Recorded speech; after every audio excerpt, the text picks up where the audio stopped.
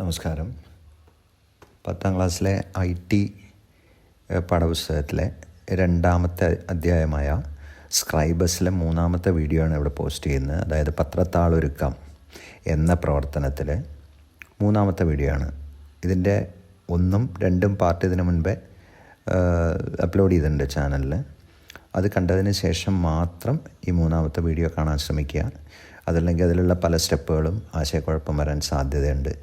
അപ്പോൾ നമ്മളൊരു ഇമേജ് വരെ ഉൾപ്പെടുത്തി ആ പ്രവർത്തനം വരെ പൂർത്തീകരിച്ചിട്ടാണ് നമ്മൾ സേവ് ചെയ്ത് വെച്ചിട്ടുള്ളത്. ഇനി ഇവിടുന്ന് അങ്ങോട്ടുള്ള പ്രവർത്തനങ്ങൾ എങ്ങനെ ചെയ്യാമെന്ന് നോക്കാം.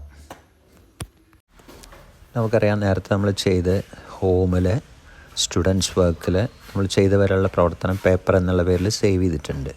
അതാദ്യം ഒന്ന് ഓപ്പൺ ചെയ്യാം. അതിൽ നമ്മൾ ഇമേജ്, ബാക്കിയുള്ള വർക്കുകളെല്ലാം കഴിഞ്ഞു, ഇമേജും കൂടി ഉൾപ്പെടുത്തിയിട്ടാണ് സെക്കൻഡ് പാർട്ടിൽ നമ്മൾ വീഡിയോ അവസാനിപ്പിച്ചത്. ഇനി ഇതിലേക്ക് വാർത്ത ഉൾപ്പെടുത്തണം. അപ്പോൾ ഈ ഭാഗത്തായിട്ടാണ് നമുക്ക് ഫസ്റ്റ് പേജിൽ വാർത്ത ഉൾപ്പെടുത്തേണ്ടത്. അതിനുവേണ്ടി ടെക്സ്റ്റ് ഫ്രെയിം എടുക്കുക. ടെക്സ്റ്റ് ഫ്രെയിം ക്ലിക്ക് ചെയ്തുകൊണ്ട് എവിടെയാണോ ന്യൂസ് വരേണ്ടതെങ്കിൽ അവിടെ ഡ്രാഗ് ചെയ്യുക. അതിനുശേഷം മൗസിൻ്റെ റൈറ്റ് ക്ലിക്ക് ചെയ്യുക. അവിടെ കണ്ടൻറ്റ് എന്നുള്ളതിൽ ഗെറ്റ് ടെക്സ്റ്റ്, നമുക്ക് ടെക്സ്റ്റിനെ ഉൾപ്പെടുത്താൻ. അപ്പോൾ നമുക്കറിയാം, ഇവിടെ ഹോമിൽ, സ്കൂൾ റിസോഴ്സിൽ, ക്ലാസ് 10ൽ, സ്ക്രൈബസിൽ 2 സാമ്പിൾ ടെക്സ്റ്റ് ഉണ്ട്. അതിൽ നമ്മളിപ്പോൾ ഒന്നാമത്തെ ടെക്സ്റ്റ് ഓപ്പൺ ചെയ്യുക. ഒന്നുകിൽ ഡബിൾ ക്ലിക്ക് ചെയ്യുക, അല്ലെങ്കിൽ സെലക്ട് ചെയ്ത് ഓക്കെ കൊടുക്കുക. ഇപ്പോൾ ഇവിടെ ഒരു പ്രശ്നമുള്ള എന്താണെന്ന് വെച്ച് കഴിഞ്ഞാൽ, ഇവിടെ സാധാരണ ഒരു പത്രത്തിൽ വരുന്ന രീതിയിലല്ല വന്നിട്ടുള്ളത്. ഒന്നിച്ച് ആ പേജിൽ വന്നിരിക്കും. ഇത് വിവിധ കോളങ്ങളിലായിട്ട് കാണണം. അപ്പോഴാണ് ഭംഗിയുണ്ടാവും. അതിനെന്ത് ചെയ്യും? കണ്ടൻറ്റ് പ്രോപ്പർട്ടീസ് ക്ലിക്ക് ചെയ്യുക. അവിടെ കാണാം കോളംസ് ആൻഡ് ടെക്സ്റ്റ് ഡിസ്റ്റൻസ് ഉണ്ട്. അതിലൊന്ന് ക്ലിക്ക് ചെയ്യുക. എത്ര കോളങ്ങൾ വേണമെന്ന് ഇവിടെ ക്രമീകരിക്കുക. ഞാനിപ്പോൾ ഇവിടെ തൽക്കാലം ഒരു 3 കോളം. ഓരോ കോളം മാറ്റുമ്പോൾ അവിടെ വ്യത്യാസം വരുന്നത് കാണാം. പക്ഷെ ഇവിടെ നോക്കിയാൽ കാണാം, ഈ കോളങ്ങൾ തമ്മിൽ, അക്ഷരങ്ങൾ തമ്മിൽ അടുത്താണ്. അപ്പോൾ അതിൻ്റെ ഡിസ്റ്റൻസ് ഒന്ന് മാറ്റാൻ വേണ്ടി ഗ്യാപ്പ്, ഓരോ കോളങ്ങളും തമ്മിലുള്ള ഗ്യാപ്പ് 4 കൊടുത്തു എൻ്റർ ചെയ്യുന്നു. അതോടുകൂടി കൃത്യമായിട്ട് 3 കോളങ്ങളിൽ നമ്മൾ തയ്യാറാക്കിയ ടെസ്റ്റ് ക്രമീകരിക്കപ്പെട്ടു. ഇനി ഇവിടെ വരുന്ന ഈ ഭൂമിക്ക് കവചം തീർത്ത ഓസോൺ ദിനാചരണം എന്നുള്ളത് നമുക്ക് ഇവിടെയല്ല വേണ്ടത്. ഇമേജിൻ്റെ തൊട്ട് മുകളിലൊരു ഹെഡിങ് ആയിട്ട്. അപ്പോൾ അതിനെ സെലക്ട് ചെയ്യുന്നു. അതിനുശേഷം റൈറ്റ് ക്ലിക്ക് ചെയ്യുക. ഷോർട്ട് കട്ട് ഉണ്ട്, കൺട്രോൾ X മതി. അല്ലെങ്കിൽ റൈറ്റ് ക്ലിക്ക് ചെയ്ത് എഡിറ്റ് കട്ട് കൊടുക്കുക. കട്ടാണ്, കോപ്പി അല്ല ഇവിടെ. എന്നിട്ട് ഇവിടെയാണ് വരേണ്ടത്. അവിടെ വെറുതെ പേസ്റ്റ് ചെയ്യാൻ പറ്റില്ല. നമ്മൾ വീണ്ടും ടെക്സ്റ്റ് ഫ്രെയിം എടുക്കുന്നു. അവിടെ ഒരു ടെക്സ്റ്റ് ഫ്രെയിം നമ്മൾ ഡ്രാഗ് ചെയ്തുകൊണ്ട് തയ്യാറാക്കുക. അതിൽ വീണ്ടും ഡബിൾ ക്ലിക്ക് ചെയ്യണം, അത് മറക്കരുത്. ഡബിൾ ക്ലിക്ക് ചെയ്തതിന് ശേഷം റൈറ്റ് ക്ലിക്ക് ചെയ്ത് എഡിറ്റ് പേസ്റ്റ്. അതോടുകൂടി നമുക്ക് ആവശ്യമായിട്ടുള്ള കട്ട് ചെയ്ത ടെക്സ്റ്റ് അവിടെ വന്നു കഴിഞ്ഞു. ഇനി നമുക്കിതിനുള്ള എന്തൊക്കെ മാറ്റങ്ങൾ വരുത്തണമെങ്കിൽ നമ്മൾ നേരത്തെ ചെയ്ത അതേപോലെ തന്നെ റൈറ്റ് ക്ലിക്ക് ചെയ്ത് കണ്ടൻറ്റ് പ്രോപ്പർട്ടീസിൽ വേണമെങ്കിൽ ഇതിൻ്റെ ഫോണ്ട് സൈസ് മാറ്റാം.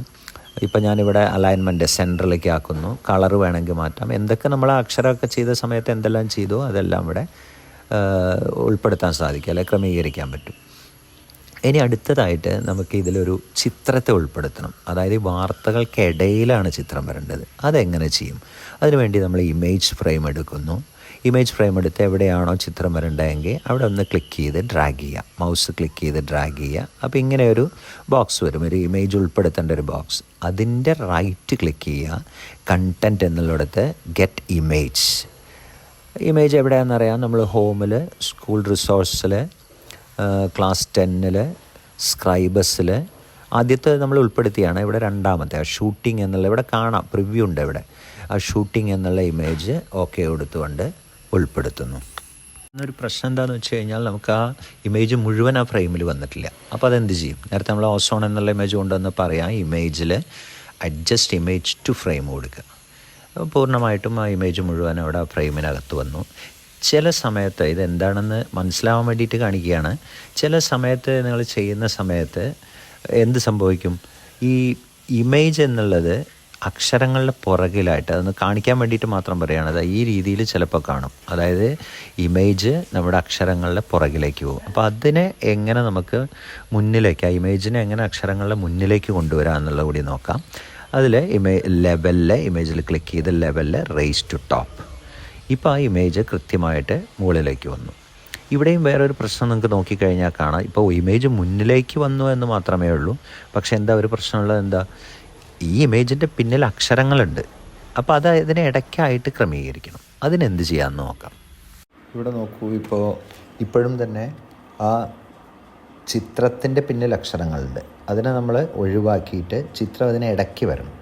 അതിനെന്ത് ചെയ്യുന്നു നോക്കാം. കണ്ടപ്പോൾ 30 കഴിഞ്ഞ് ഓസോണാണ് വരണം. 30 കുട്ടികളിലാണ് തുടങ്ങേണ്ടത്. അതിന് റൈറ്റ് ഇമേജിൽ റൈറ്റ് ക്ലിക്ക് ചെയ്യുന്നു, പ്രോപ്പർട്ടീസ് ക്ലിക്ക് ചെയ്യുക. അതിലിവിടെ ഒരു ഓപ്ഷൻ ഷേപ്പ് എന്നുള്ളൊരു ഓപ്ഷൻ കാണാം. അതിലൊന്ന് ക്ലിക്ക് ചെയ്യുക. അവിടെ കുറേ ഓപ്ഷൻസ് ഉണ്ട്. അതിൽ ടെക്സ്റ്റ് ഫ്ലോ കാണാം. ഇപ്പോൾ ആക്റ്റീവായിട്ടിരിക്കുന്നത് ഒന്നാമത്തെയാണ്, അതായത് text flow around frame disable ചെയ്ത് കിടക്കുക. അപ്പോൾ അതിനെ നമുക്ക് കൊണ്ടുവരണം, ആക്റ്റീവ് ആക്കണം. അതിനെന്ത് ചെയ്യും, രണ്ടാമത്തെ ഓപ്ഷനായിട്ടുള്ള ടെക്സ്റ്റ് ഫ്ലോ എറൗണ്ട് ഫ്രെയിം എന്നുള്ളത് ക്ലിക്ക് ചെയ്യുന്നതോടുകൂടി നോക്കൂ, ഇപ്പോൾ കറക്റ്റായിട്ട് നിന്നായി തിരഞ്ഞെടുക്കപ്പെട്ട 30 കഴിഞ്ഞ് ആ കുട്ടികളാണ് എന്ന് മുതൽക്ക് ആ ചിത്രം കഴിഞ്ഞിട്ട് വന്നു. ഇവിടെ ഇതിനൊന്നും കൂടി ഭംഗിയാക്കാൻ വേണ്ടിയിട്ട് ഇപ്പോൾ കണ്ടു, ഈ അക്ഷരങ്ങളൊക്കെ ഇമേജിനോട് ചേർന്നിട്ടാണ് നിൽക്കുന്നത്. ആ ഇമേജിനെ സെലക്ട് ചെയ്യുക, പ്രോപ്പർട്ടീസ് എടുക്കുക, അതിൽ വീണ്ടും ഷേപ്സിൽ പോവുക. അതിൽ ആ ടെക്സ്റ്റ് ഫ്ലോവിൽ അതിൻ്റെ തൊട്ട് മുകളിലായിട്ട് എഡിറ്റ് എന്നൊരു ഓപ്ഷൻ കാണാം. അതിലൊന്ന് ക്ലിക്ക് ചെയ്യുക. അപ്പോൾ നോട്ട്സൊക്കെ കാണാം, നോട്ട്സൊക്കെ ഇമേജിൽ വന്നിട്ടുണ്ട്. അതിൽ എഡിറ്റ് കോൺടൂർ ലൈൻ എന്നുള്ള ഓപ്ഷൻ ഒന്ന് ക്ലിക്ക് ചെയ്യുക. എന്നിട്ട് നമ്മൾ ഈ ആ നോഡുകൾ പിടിച്ച് 4 ഭാഗത്തുമുള്ള 4 കോർണറിലുള്ള നോഡുകൾ പിടിച്ച് എത്ര അകലത്തിലാണോ ടെക്സ്റ്റിൽ നിന്നും, അതായത് അക്ഷരങ്ങളിൽ നിന്ന് ഇത് ഇമേജ് വേറിട്ട് കാണേണ്ടതെങ്കിൽ അത്രയും ഭാഗത്തേക്ക് നമ്മൾ എല്ലാ 4 നോഡിനെയും എത്ര വേണമെങ്കിൽ നമുക്ക് ഡ്രാഗ് ചെയ്തിട്ട് മാറ്റാം. അതിൻ്റെ പൊസിഷൻ കറക്റ്റ് ചെയ്യാം. ആവശ്യാനുസരണം അതൊക്കെ ഡ്രാഗ് ചെയ്തതിന് ശേഷം നീക്കി ക്രമീകരിച്ച് ഓക്കെ ക്ലിക്ക് ചെയ്യാം. കഴിഞ്ഞില്ല. ഇനി ടെക്സ്റ്റ് ഫ്ലോ എന്നുള്ളിടത്ത് ലാസ്റ്റ് വൺ, അതായത് text flow around contour lines എന്നുള്ളതിലൊന്ന് ക്ലിക്ക് ചെയ്യാം. അതോടുകൂടി നോക്കൂ, നമ്മളിനി ഈ ഇമേജിനെ എവിടേക്കെങ്കിലും മാറ്റി വയ്ക്കുമ്പോൾ കാണാം, ഒരിക്കലും അക്ഷരങ്ങൾ ആ ഇമേജിനോട് ചേർന്ന് നിൽക്കില്ല. എവിടേക്ക് മാറ്റി വയ്ക്കുമ്പോഴും അത് ക്ലിയർ ആയിട്ട് കാണാം. അപ്പോൾ ഇതാണ് text flow around contour lines എന്നുള്ളത്. അപ്പോൾ അതൊന്ന് മനസ്സിലാക്കി വയ്ക്കാം. ഇനി നോക്കൂ, ഒരു കാര്യം കൂടി ഇവിടെ പരിചയപ്പെടാനുണ്ട്. ഇപ്പോൾ നിങ്ങൾ മാസികകളിലും പത്രങ്ങളിലൊക്കെ കണ്ടിട്ടുണ്ടാവും, എല്ലാ സമയത്തും ഈ ചിത്രങ്ങൾ ഇങ്ങനെ ഒരു ദീർഘചതുര റെക്റ്റാങ്കിൾ ഷേപ്പിൽ തന്നെ ആയിക്കൊള്ളുന്നില്ല. അപ്പോൾ ആ ഒരു സാഹചര്യം വരുമ്പോൾ എങ്ങനെയാണെന്ന് നോക്കാം. നമ്മൾ ഷേപ്പിൽ എഡിറ്റ് ക്ലിക്ക് ചെയ്യുന്നു, മൂവ് നോഡ്. ഇപ്പോൾ അതിൽ തന്നെയാണ് സെലക്ഷൻ അല്ലെങ്കിൽ അതിൽ ക്ലിക്ക് ചെയ്യുക. ഈ നോഡിനെ പിടിച്ച് നമുക്ക് ഇഷ്ടാനുസരണം ഇതിൻ്റെ ഷേപ്പ് ഒന്ന് മാറ്റാം. ഇപ്പോൾ ആ ചിത്രത്തിൻ്റെ ഇമേജിൻ്റെ ഷേപ്പ് മാറി.